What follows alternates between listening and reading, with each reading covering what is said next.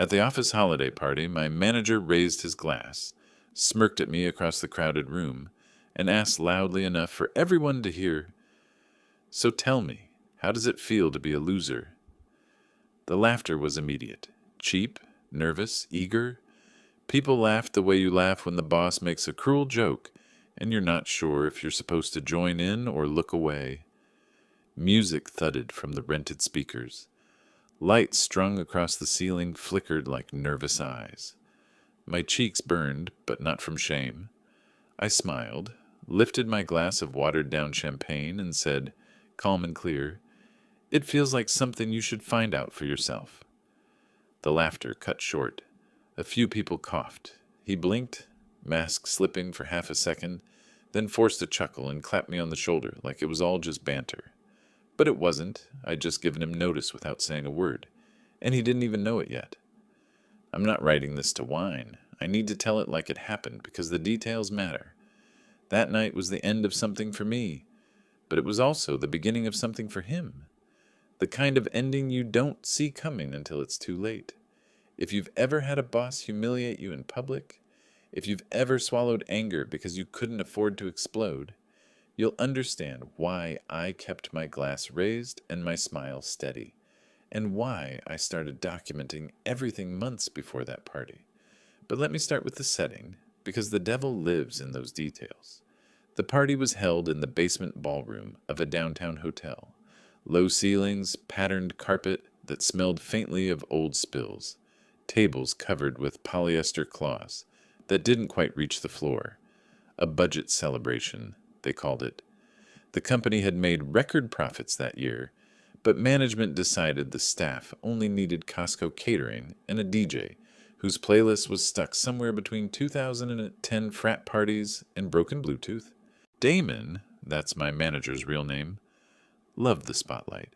He wore a tailored navy suit that probably cost more than my monthly rent, with cufflinks shaped like tiny golden lions. He walked like the room was his, chin up, hand gripping a glass of scotch like he owned the distillery. Damon didn't just manage projects. He managed reputations, mostly his own. When the raffle started, it was Damon's idea to read the tickets himself. He called names theatrically, pausing for laughs, making digs at people as they walked up. "Karen, finally winning something after 30 years. Congrats. Mark, don't drink that wine all at once or you'll miss work on Monday." People laughed, even when it stung. That's how office politics work. You laugh or you risk becoming the next target. And then my number was called. A $50 Amazon gift card. Nothing dramatic, just another prize. But when I walked up to grab it, Damon leaned into the microphone and said, "Wow, look at you. Must feel good to win something since you never win at work. How does it feel to be a loser?" The silence after my answer lasted less than 5 seconds. But in those 5 seconds, I saw everything I needed. The twitch at the corner of his mouth, the shifting eyes of coworkers, the way even the executive VP at the back frowned before taking another sip of his drink. I tucked the card into my pocket, nodded, and walked back to my table. My heart was hammering, but my face was cool. Because here's the thing, humiliation doesn't destroy you when you've already decided you're not staying in the cage. It just sharpens the bars until you see the gaps between them. You need to understand who Damon was to grasp why this mattered. He wasn't just a manager. He was the kind of manager who would accidentally leave your name off a slide deck you built. The kind who replied all to emails correcting your grammar in front of directors. The kind who promised promotions in private, then mocked you in public when they never came. He fed on power like oxygen, and belittling people was his way of proving he had more of it than anyone else in the room. I'd kept quiet for months. I'm not a yeller. I don't throw things, but I do take notes. I do keep records. And I do know how to wait for the right moment. Damon thought he was clever. He didn't know I'd already started pulling threads behind the scenes. Threads that would eventually unravel the whole tapestry he'd wrapped himself in. That night, when he laughed into the microphone, he thought he was putting me in my place. What he didn't realize was that he was stepping onto a stage I'd been building for him all along. The champagne tasted flat. The lights buzzed. People kept dancing, pretending nothing had happened. But a few of them gave me looks across the room, quick, darting, uncertain. They weren't sure what had just happened, but they felt it too. Something had shifted. I went home early, didn't need to stay for the DJ's last set or the cheap sheet cake. I had better things to do, files to sort, dates to line up, patterns to connect. Because when a man like Damon calls you a loser, he's already showing you the chink in his armor. And the only thing you need to do is smile, raise your glass, and let him keep laughing. The louder he laughs, the harder he'll fall when the truth finally catches up. I've worked under different kinds of bosses, but Damon was a very specific breed of predator. He didn't scream in your face. He didn't throw staplers across the office. No, he smiled while he cut. He believed humiliation was management and stealing credit was strategy. If he could make you feel small while making himself look bigger, that was a win in his book. And the thing is, he was good at it. Too good. Most people didn't see it happening until they were already cornered. Take Mondays, for example, our weekly stand-ups. Damon would stroll in 5 minutes late, iced coffee in hand, sunglasses still perched on his head like he'd just walked off a yacht, and then immediately hijack the agenda. He'd ask someone a simple status question, usually one he already knew they couldn't answer, and when they stumbled, he'd sigh dramatically and turn to the rest of us. See? This is why we're behind schedule. Never mind that the schedule was something he'd arbitrarily shifted 2 nights before. Never mind that he'd told that person not to prioritize the very task he was now grilling them about. Damon's trick was to set traps he could later expose, so he always looked like the smartest man in the room. Fridays were worse. That's when he sent his famous weekly updates to the executives. Perfectly polished emails, bullet-pointed, bolded, with plenty of graphs pulled from dashboards none of us had access to. And guess what? Half those numbers weren't real. He manipulated metrics, filtered them, adjusted them, sometimes outright fabricated them. If client retention dipped, he'd forecast an uptick and present it as current performance. If a deadline slipped, he'd claim it was re-scoped under his leadership. And because he controlled the narrative, no one questioned him, except me. Not because I wanted to be a hero, but because I noticed patterns, numbers that didn't line up with raw exports, client calls where promises didn't match deliverables, tasks that were assigned in Trello under one name, then mysteriously reassigned to Damon's favorites when they were about to cross the finish line. At first I thought I was paranoid. Maybe I just didn't understand the big picture. But then came the presentation. It was a Thursday afternoon quarterly review with the client. I'd spent 2 weeks building a deck, slides polished, data scrubbed, every note rehearsed. Damon walked into the conference room 10 minutes before the call, snatched the clicker out of my hand, and said, "I'll handle this one." He clicked through my slides, word for word, passing off my insights as his. The client praised his team's preparation. He smiled and nodded like a saint. I sat there, hands folded, pretending not to exist. That night, sitting in my apartment with takeout containers piled on the table, I realized something. Damon wasn't just a jerk. He was dangerous.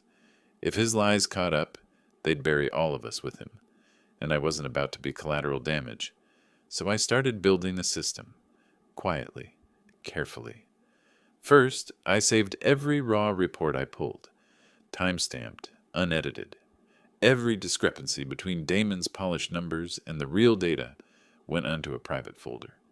Second, I started blind copying my personal email on key exchanges. Not sensitive documents, just enough to prove timelines and wording. Third, I began writing what I called my shadow notes.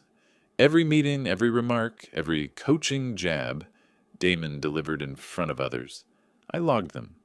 Not emotionally, just facts. Date, time, witnesses, exact words. And I wasn't alone. There were others watching him. Sophie from compliance. Sharp eyes, sharper memory. She once whispered to me after a meeting, "Did he really just say he Rounded up an entire quarter's worth of churn? Because that's fraud. I didn't answer, but I made a note. Ravi from Client Ops. Calm, deliberate, with a quiet resentment Damon never noticed. Ravi had been burned too, his emails rewritten, his concerns dismissed. He started sending me side comments. Double check this metric. It's not what he told me last week. And then there was Jake, the junior analyst. Fresh out of college, eager, nervous, always working late, Damon treated him like a ghost, until Jake caught him swapping attribution tags on a dashboard to inflate his impact. Jake told me in the kitchen one night, voice low, "Should I report that?" I told him to hang on. Wait. Watch. Because here's the truth. Damon thought he had the floor. But really, he was surrounded by people sweeping up the shards he left behind. None of us were brave enough to confront him outright. But we were all keeping score. The tipping point came at a one-on-one. Damon leaned back in his chair, hands behind his head, and said, "Look, you've plateaued. If you want to stay here, you just need to accept you're not leadership material. I can keep you around as long as you're useful, but don't expect to move up." I nodded, face blank. But inside, something clicked. That was the moment I knew he'd already written me off. And when someone writes you off, you're free. Free to stop trying to prove yourself. Free to stop waiting for fairness. Free to plan. I left his office, walked past the framed awards on the wall, awards Damon hadn't earned, and I smiled. Not because it was funny, but because it confirmed what I'd suspected all along. He was setting himself up for the fall, and all I had to do was keep the receipts. The office had a rhythm, and Damon thrived on breaking it. Every time things felt stable, he'd yank the rug out from under someone, just to watch them scramble. That's how he kept control, not through brilliance, but through chaos. The final straw for me wasn't the party humiliation. It wasn't even the stolen deck. It was what he did 3 weeks later, behind closed doors. We'd been prepping for a major pitch, not a quarterly review. This was the renewal meeting with our biggest client, the one that accounted for nearly 40% of Damon's success metrics. If we lost them, his entire empire of charts and fake forecasts would collapse. I was assigned to lead the prep. I pulled late nights, ran numbers twice, cross-checked them with Ravi. The deck was airtight. 2 days before the meeting, Damon called me into his office. He had the deck open on his screen, my name clearly on the first slide. He smirked and said, "Thanks for the groundwork. I'll take it from here." I said nothing, just stood there while he clicked through my slides like they were his. But then he scrolled past my appendix, past the data I had deliberately left at the back, the red flags. Client churn creeping higher than he claimed. NPS scores sliding, complaints logged but never addressed. He saw it. He froze for a second, then deleted the entire appendix with 3 keystrokes. "You don't understand how leadership works," he said, almost casually. "We don't show problems. We show solutions. Clients pay for optimism, not excuses." I walked out of his office and sat at my desk, staring at my monitor until the screensaver kicked in. My stomach burned like acid. That was it. Damon wasn't just a bully or a credit thief. He was gambling with the company's biggest account. And he was willing to bury the truth to save his own image. That night, I didn't sleep. I sat at my kitchen table with folders spread out, every receipt I'd collected so far, every email, every timestamp. I stared at it all and asked myself one question. How do you beat a man who controls the narrative? The answer hit me like a slow dawn. You don't fight the narrative head on. You time it. You build a clock so that when it strikes midnight, everything he's hidden has no choice but to come into the light. So I started planning. First, the audit. Every fiscal year, compliance does a deep dive into retention numbers, revenue attribution, and pipeline projections. It's usually a formality, but if I could nudge Sophie without tipping my hand, maybe those numbers wouldn't just be rubber stamped this time. Second, the client renewal committee. They were scheduled for the same month, and clients don't like being lied to, especially not in glossy slides that erase their complaints. If Ravi could seed a few curious questions from the client side, Damon would have to answer them in real time. Third, HR. Damon thought he was untouchable, but HR has thresholds. Enough documented incidents, and they can't look away. My shadow notes weren't just a diary anymore, they were evidence. The trick was aligning all three: audit, client renewal, HR intervention. If they all hit in the same week, Damon wouldn't have room to spin. But to pull it off, I needed insurance. Because if I failed, Damon would bury me alive. So I reached out quietly. A former colleague now at another firm, a recruiter who'd been nudging me for months. Within 2 weeks, I had a conditional offer: better pay, cleaner leadership, start date flexible. A safety net. The moment I had that, the fear vanished. For the first time in months, I felt like I could breathe. Of course, Damon kept pressing. He called me out in a meeting. You know, some people here think documentation is more important than delivery. He mocked me in front of a client. Oh, he's detail-oriented. Sometimes too detail-oriented, if you know what I mean. He even slipped a performance improvement plan draft into my file, though HR quietly tipped me off that it wasn't official, just something he was considering. I didn't flinch, didn't argue, just smiled and said, "Noted." Because by then I wasn't playing defense anymore. I was setting dominoes. The night before the party humiliation, the loser jab, I remember looking at my notes and realizing something. Damon thought he was putting me down, but really he was confirming exactly why I had to see this through. When he asked me, "How does it feel to be a loser?" I already had the answer ready. Not the witty one-liner I gave him in the moment, but the real answer, the one I kept to myself. It felt like freedom. Because when you've already mapped out the fall of a man like Damon, every insult is just fuel. Every public jab is just rope he's wrapping tighter around his own neck. And when the time came, I wasn't going to yank it. I was just going to step back and let gravity do the work. If part 3 was about the decision, part 4 was about execution. And Damon never saw it coming, because he wasn't looking down. He was too busy looking in the mirror. The first domino was Sophie, the compliance analyst. She had the sharpest mind in the building, and Damon treated her like furniture. One afternoon, I accidentally left a printed report on the shared copier. Raw churn numbers highlighted against Damon's doctored version. When I went back an hour later, the file was gone. Sophie slid by my desk later and said quietly, "Interesting numbers. Might have to run my own pulls." That was all. But it was enough. The second domino was Ravi, from Client Ops. He had direct lines to the renewal committee, the very people Damon needed to impress. Over coffee, I mentioned how Damon deleted my appendix slides. I didn't frame it as whistleblowing, I framed it as worry. Maybe I'm wrong, but if the client asks about complaints we didn't log, it'll look bad. Ravi nodded slowly. A week later, I saw him drop 2 carefully phrased questions into the client's agenda. Can you elaborate on how negative feedback is tracked? And what corrective actions followed the last NPS dip? Innocent questions, loaded triggers. The third domino was HR. My shadow notes had grown thick enough to look like a short novel. Dates, times, witnesses, exact words. I requested a casual check-in with Marissa, the HR generalist. Over tea in the break room, I dropped a few anecdotes. I didn't present them as grievances, just patterns. Funny thing, I said, Damon keeps giving me conflicting feedback in front of groups. Like one week it's, "Great job." The next, it's, "You're not leadership material." Makes it hard to know what to work on. She pursed her lips and said, Noted. HR loves that word. It means, we're keeping an eye now. And while those dominoes aligned, I built my parachute. The conditional job offer became official.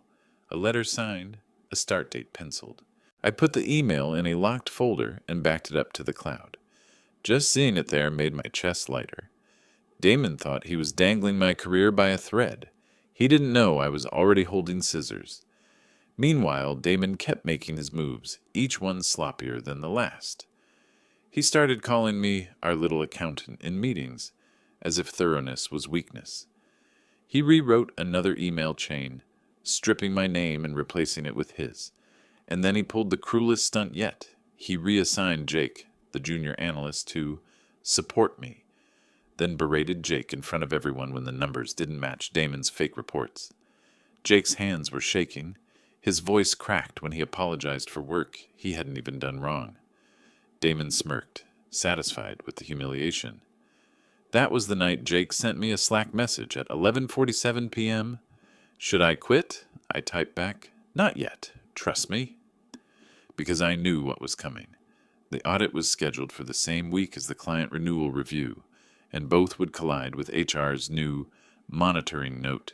3 dominoes, 1 table. Damon was walking straight into it. The weekend before it all hit, I stayed late in the office. The building was empty, lights humming, the city glowing through the glass. I pulled up my private folder one last time. Reports, timelines, appendices Damon had deleted, copies of his weekly updates. Next to the raw data, they contradicted. Everything aligned. It wasn't dramatic. It wasn't revenge porn. It was clean, factual, boring on the surface. But boring is deadly in business. Numbers don't scream. They just cut silently. When I closed my laptop that night, I whispered to myself, he did this to himself. And it was true. All I did was hold up a mirror. Monday morning, Damon strutted into the office wearing a new suit, as if the week ahead was a victory lap. He clapped me on the back and said, "Don't mess up the small stuff, champ. The big dogs are watching." I smiled.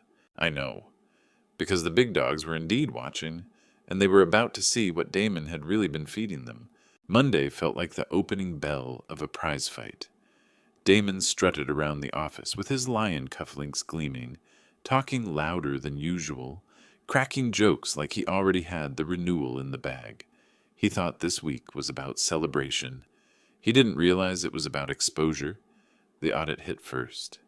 Tuesday morning, Sophie from compliance rolled a cart into the conference room stacked with binders. She wasn't flashy. She didn't grandstand. She just started asking pointed questions with her pen tapping against the table like a metronome. In Q2, retention was reported as 94%, but raw exports suggest 87%. Can you walk me through that discrepancy? Damon leaned back, smiled too wide, and said, "Rounding errors. You know how data is." Sophie didn't blink. She slid another sheet across the table. "Interesting, because the same accounts show unresolved complaints. 6 of them." Her eyes flicked to me for half a second, just enough to let me know she'd connected the dots. Damon chuckled. "You can't take every whiny client seriously. We prioritize." The room cooled. Compliance doesn't like words like whiny. They like words like documented and addressed. Sophie made a note, and Damon's jaw tightened. That was Domino 1. Domino 2 came the next day. The client renewal committee. Damon had prepped his slides, stripped of my appendix, glossy with false optimism. He walked the board through record-high retention, client satisfaction on the rise, a pipeline stronger than ever. His voice dripped confidence. Executives nodded, sipping coffee, half listening, and then Ravi cleared his throat. "Quick question. Could you elaborate on how negative feedback is tracked internally? Specifically, the NPS dips logged last quarter?" Damon blinked. The clicker froze in his hand. "Oh, those outliers. Small sample size. We don't weigh them heavily." Another committee member leaned forward. "But if the sample flagged specific service failures, wouldn't that be corrective action material?" Damon shifted. He clicked to the next slide too quickly. "We've already addressed it." Ravi didn't smile, didn't gloat. He just followed up with another dagger. "And could you outline what corrective actions were taken? Just for our records." Now the executives were fully awake. Heads turned, pens hovered, Damon's voice tightened. "That's proprietary. Internal process. Not relevant to this renewal." It was over in seconds, but the damage was done. His mask slipped. The committee saw it. The executive saw it, and the questions kept coming. That was domino 2. By Thursday, HR joined the dance. Marissa pulled Damon aside after yet another sarcastic jab in a team meeting. "We've had multiple reports," she said, just loud enough for me to hear as I walked past. Damon laughed it off, but his voice cracked. "HR doesn't call something a report unless it's formal." Domino 3. Friday morning was the finale. Audit and client review notes landed on the VP's desk simultaneously. Numbers that didn't match, complaints buried, promises broken, and at the center of every inconsistency, Damon. The VP called an emergency meeting.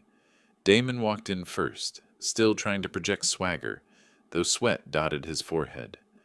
I sat at the far end of the table, silent, watching. The VP opened with one line. "There are serious discrepancies in reported performance. And Damon, they all trace back to you. We need answers." Damon laughed too loudly.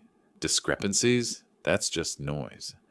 "My team—" But then Sophie slid her binder across the table. Raw data, time-stamped. Ravi handed over emails from the client asking about unresolved complaints. HR handed over notes. 3 dominoes, 1 table. Damon's eyes darted from face to face. His voice cracked again. "This is a misunderstanding. You can't pin this all on me." No one said anything. The silence was worse than shouting. I leaned back, hands folded, and for the first time in months, I didn't feel small. Because the truth had finally spoken louder than Damon ever could. They suspended him pending clarification, but everyone knew what that meant. The word sat in the air like a shut door. Damon didn't swagger out of that meeting. He drifted, blinking, mouth open, the way a man does when he's waiting for a punch he can't see. In the hallway, he tried a smile at an assistant who had always laughed at his jokes. She looked past him the way you look past a stranger at a bus stop. That's when he realized it was over. Not because of a policy, but because the room had stopped believing him. HR booked interviews. Compliance sent follow-ups. Sophie's binder grew tabs like vertebrae. Ravi's email thread became a spine of dates no one could bend. Someone in legal used the phrase, "for cause," without lowering their voice. Damon started stopping by people's desks, soft-selling a story about overzealous auditors and context. But the words fell flat. The context was right there, printed and stapled. When they finally called him in, I wasn't in the room. I didn't need to be. I sat at my desk with my hands still, listening to the elevator ding and the murmur of voices behind glass. 10 minutes later, the HR door opened. Damon stepped out, suit immaculate, face gray. A security badge bobbed at his belt. He looked at me once as if remembering a dream, then at the exit as if it had moved. The guard didn't touch him. He didn't have to. Damon walked. I didn't smile. I didn't clap. I didn't take a picture to send to friends. Quiet wins don't need an audience. The memo went out an hour later. Leadership change effective immediately. The VP read it in a voice you use for facts about weather. No adjectives, no thanks for service. Just a vacuum where a name used to be. His projects were reassigned. His dashboards were rebuilt based on raw pulls. The numbers dropped like they always had. The difference was that now they were honest. In the weeks that followed, the industry did what it always does. It asked around. Recruiters called. References were requested. The phrase ongoing investigation drifted through phone lines like secondhand smoke. He was not simply unemployed, he was radioactive. That's what for cause does. It closes doors you didn't even know were on the floor beneath you. As for me, I did the unglamorous thing. I showed up. I rebuilt what could be rebuilt. I returned calls. I met the client's renewal committee without adjectives, without gloss, and told them where we'd failed and what we were doing next. People underestimate how powerful it is to hear a straight line. We didn't try to sell them a miracle. We offered them a map. They renewed, not because we dazzled them, but because we stopped pretending we needed to. Then I turned in my notice. I didn't slam it down. I didn't make a speech. I handed a letter to HR. thanked Marissa for hearing me when it counted, and scheduled my exit with a clean handover. The VP tried to keep me. He said the word future the way leaders do when they want to stretch your loyalty another year. I nodded, grateful, and said, "No. You don't build a new chapter with old wood." My next badge had a different color. I took the role we'd discussed quietly for months, an internal build-out at the client, the same team that had stared through Damon's show and asked for receipts. They wanted clean numbers and calm rooms. I wanted mornings where my spine didn't tighten at the calendar. We fit. The first week there, I walked through a lobby that didn't smell like panic. I sat in a meeting where no one performed, where the slide 3 question wasn't a trap, and the slide 9 objection wasn't a game. At lunch, Ravi texted a photo of a whiteboard back at the old office. "You'd hate this new format," he wrote. "It's just honest." I told him that's how success actually looks. Boring from the outside, relentless on the inside. Months passed. We shipped on time. When we missed, we said so and fixed it. I slept, really slept, for the first time in a year. Then December rolled around and an invite showed up in my personal inbox, our former company's holiday party. Someone on the client side had snagged a block of tickets. External partners were welcome. I could have declined. I could have told myself I was above it. But closure isn't pride. It's a door you decide to close gently so it stops banging all night. The ballroom looked the same. Low ceiling, polyester cloths. The smell of ice and carpet cleaner dressing itself as festivity. The DJ was marginally better. The laughter had a different temperature. People weren't peeking at Damon to see what was safe to enjoy. There was no Damon to calibrate against. I shook hands with a few folks who had watched the quiet weather change. No one mentioned the suspension. They said things like, "Good to see you," and meant it. Sophie raised a glass in my direction from across the room, and for the first time, smiled, like the job weighed a pound less than usual. Jake, taller somehow, less haunted around the eyes, told me he'd transferred to analytics under a manager who read his work and didn't rewrite the byline. He laughed at his own joke without checking the room for permission.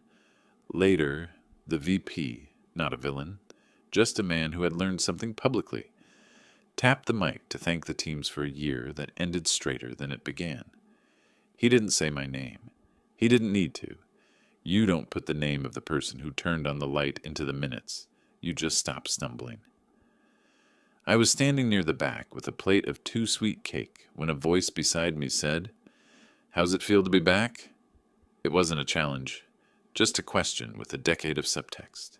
I thought of that first party, of Damon's lion cufflinks and the echo of forced laughter. I thought of how fragile cruelty looks when you hold it up to daylight. I thought of the day he walked out without a guard's hand on his elbow and how dignity, even then, was something I owed myself, not him. "It feels," I said, "like walking into a room and realizing the mirror isn't pointed at me anymore." He nodded. We looked at the strings of lights trembling just a little in the HVAC's breath. People danced because no one needed them to. There was one more thing, though, a loop I wanted to close for myself, not for applause. Near the dessert table, a small crowd clustered around the raffle prizes. New speaker, gift cards, a fancy pen.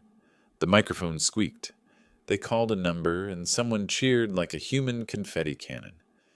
It was silly and warm. No one made a joke that tasted like a threat. Someone handed me a glass. The room hummed. Maybe it was petty to think of it then, but I did. I remembered the line Damon had thrown into a microphone like a brick, and I remembered the one I'd handed back to him, plain and quiet. People think revenge is noise. Mine was silence, paperwork, and time. If you've been there, if a boss taught you how small a room can feel when someone bigger than you needs you to be smaller still, you already know the only lesson that ever lasts. Don't fight for a stage you don't respect. Build a door. Open it. Walk.